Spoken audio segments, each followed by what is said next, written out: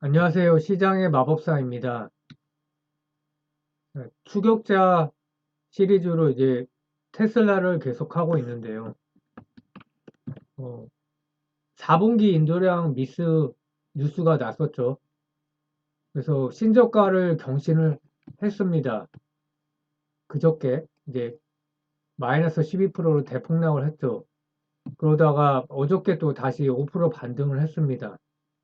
그래서 뭐 밸류에이션 지표가 이렇고요. PER이 이제 23년 기준으로 PER이 22죠. 그게 이제 포인트입니다. 그래서 어, 빅테크하고 이제 밸류에이션이 비슷해졌죠. 애플, 뭐 MS, 구글은 원래 한 10초 정도 됐었고, 그래서 이제 살만하지 않느냐는 얘기가 이제 그래서 나오고 있습니다. 인도량이 얼마큼 미스했냐면은 4분기 인도량이 40만 5천 대인데 그 컨센보다 크게 밑돌았죠. 이 정도면은. 그래서 이게 문제가 됐었고, 근데 22년 전체 인도 대스는 40% 증가했습니다. 그러니까 회사가 계속 50% 성장을 올해만 그런 게 아니라 뭐 내년, 내후년 계속 이렇게 25년까지인가 이렇게 간다고 50% 성장을 이제 가이던스를 제시했는데 빗나간 거죠. 그 여러 가지 요인이 있겠지만 우리 상반기를 사실 많이 까먹고 있지만 기가상하이가 가동 중단을 했었죠. 코로나로 중국이 락다운을 계속 무식하게 했기 때문에 그 영향도 있는데 지금 현재는 사실 경기 침체에만 모든 포커스가 가 있죠.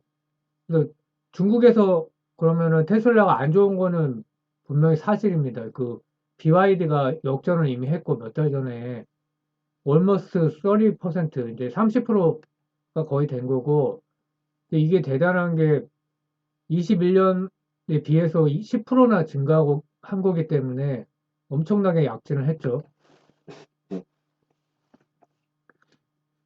근데 이 수치가 이제 우리가 생각하는 순수 전기차 EV, 배터리 EV만 그 합친 게 아니라 그 수치 온리가 아니라 PHEV까지 플러그인까지 합친 겁니다. 그래서 중국이 글로벌 EV 매출의 66%를 차지하고 있어서 굉장히 큰 시장이죠. 미국은 이제 커지고 있는 것이고, 그 중국과 유럽은 이미 한 20% 이상, 중국은 거의 30%까지 전기차 침투율이 도달했기 때문에 미국에서 테슬라가 더 유지를 잘 해야 되고, 그러니까 ASP를 보면은 BYD는 3만 불이고 테슬라는 5만 5천 불입니다. 그러니까 저가 시장, 저가 모델로 승부를 봐서 성공한 거죠. 그리고 테슬라 글로벌 점유율 추세를 보면은 80% 근처까지 갔다가 75%, 66%, 64% 이제 일단 올해 22년 전체는 아마 60% 이상은 찍은 걸로 이렇게 뉴스가 나오고 있고 뭐 정확하진 않지만 근데 앞으로도 이제 뭐 계속 하락을 하는데 50%를 디펜스를 하냐 이런 게 상당히 중요하겠죠. 그래서 근데 이제 배터리 EV 순수 전기차 그 마켓 쉐어만 보면은 BYD가요 20% 정도 됩니다. 그러니까 나머지 10% 가까이가 PHEV라는 거고 이게 테슬라가 중국에서 11, 12% 정도 되니까 거의 두 배 가량 BYD가 높은 거고 그 테슬라는 점유율이 2021년 작년과 아니 21년과 비교해서 22년에 거의 이제 비슷했다는 거죠. 그 테슬라 적정 주가 논쟁이 이제 벌어지고 있는데 지금 폭락하니까 이제 그동안 리스크로 봤던 거 부각이 안 됐었지만 그게 이제 본격적으로 부각이 많이 되고 있죠. 그래서 막 가격이 비싸지 않냐. 계속 가격 인상을 했었죠. 1년에 한 4번까지 인상을 했던 걸로 기억이 나는데 그 뭐 리튬이나 이런 거 원자재 가격이 오르니까 즉시 반영을 했다가 이제 내려가고 있는 거죠. 어떻게 보면은 그걸 가격 인하는 맞지만 원래 가격보다 내렸다고 볼 수는 없는 거죠. 근데 주가가 폭락하니까 모든 거를 악재로만 보고 있는 상황은 맞습니다. 그래서 애널리스트 목표가를 적용하면은 아직도 아웃퍼폼을 유지했는데 104% 상승 여력이고, 뭐 애플 기업 같이 적용하면 어 그게 이제 PR의 20배에 거래되고 있다. 그거를 이제 23년 그 포워드 EPS에 적용하면 대충 이제 현재 주가와 비슷하다는 얘기고요. S&P 500 밸류를 적용하면은 57% 하락 가능성 뭐 예, 살펴볼 건데요. 일단은 패그 지표를 활용해서 볼 건데요. 패그라는 거는 저번에 설명을 드렸지만 PER을 G로 나눈 겁니다. 성장률로. 그래서 똑같은 PER이라도 저성장 산업은 당연히 PER이 낮겠죠. 그 저퍼와 PER이 똑같아도 같은 것이 아니다. 그래서 피터 린치가 만들어낸 개념이고, 예, 팩으로 계산을 해보면 162% 상승 여력이 있다고 하는데, 연평균 29%, 29.2% 성장하는 것을 가정하고 있다. 뭐 엄청나죠? 그래서 저도 한번 뭐 개인적으로 계산을 해봤는데, 포워드로 이제 EPS를 잡았습니다. 포워드 EPS가 5.3 정도로 나오고 있습니다. 시킹 알파에. 그래서 어제 종가가 113.64불. 그 G는 성장률은 29%를 가정을 한 겁니다. 그래서 그렇게도 보면은 그냥 PEG가 아니라 TTM이 아니라 포워드로 0.74가 나오죠. 그러니까 1 이하면 이제 저평가를 보는데, 그러니까 현재 주가는 저평가다. 근데 모든 게 사실 다 가정이 들어가 있기 때문에, 근데 가정을 안 하고선 또 정말 그냥 감으로만 할 수는 없으니까 기준이 필요해서 이렇게 하는 겁니다. 그러면 적정 주가를 한번 계산을 해보면은 보통 S&P 테크 기업의 PEG가 한 1.89 정도 된다고 합니다. 굉장히 높죠. 그래서 조금 그것도 보수적으로 해서 1.5를 잡았어요. 그리고 EPS는 5.3, 그리고 성장률을 29로 해서 이 세 개를 곱하니까 230불이 나왔습니다. 113.64불에 대해서 그러니까 두 배가 상승 여력이 아직도 있는 거죠. 성장률 29%는 사실 작년에 40%이기 때문에 보수적인 가정이죠. 물론 올해 뭐 30%를 찍을 수도 있고, 그리고 작년에 40%가 아니라 매출 기준으로 하면은 뭐 158%인가 그렇죠. 아까 그거는 이제 인도량이고, 그래서 뭐 40%로 잡아서 계산하는 분도 있고, 여기는 이제 29%로 잡았죠. 그래서 이 정도면 보수적인 가정을 했다고 할 수 있고, 근데 이제 이게 아까 이제 S&P PER을 적용한다는 겁니다. 다른 방식은. 그래서 그러면 적정 주가가 57달러가 된다.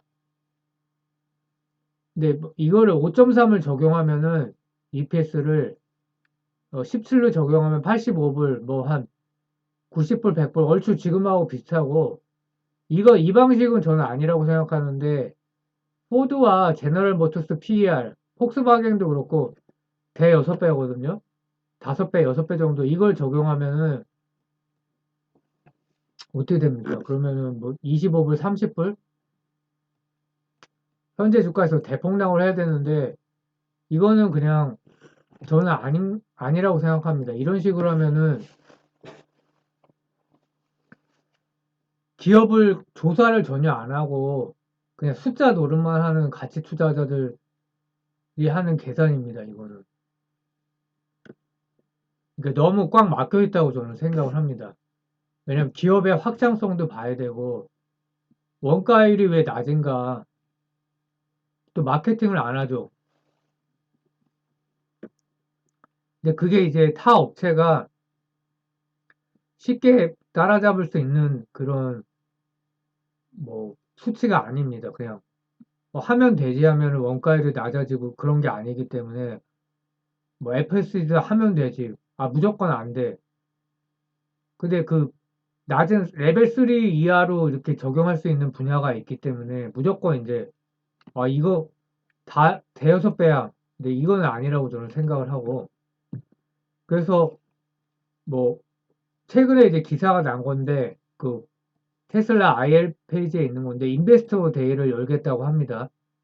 그래서 3월 1일에 해서 뭐 장기간의 그런 확장 계획과 3세대 플랫폼 그러니까 이게 이제 모델 3보다 모델 2라고 해야 될까요?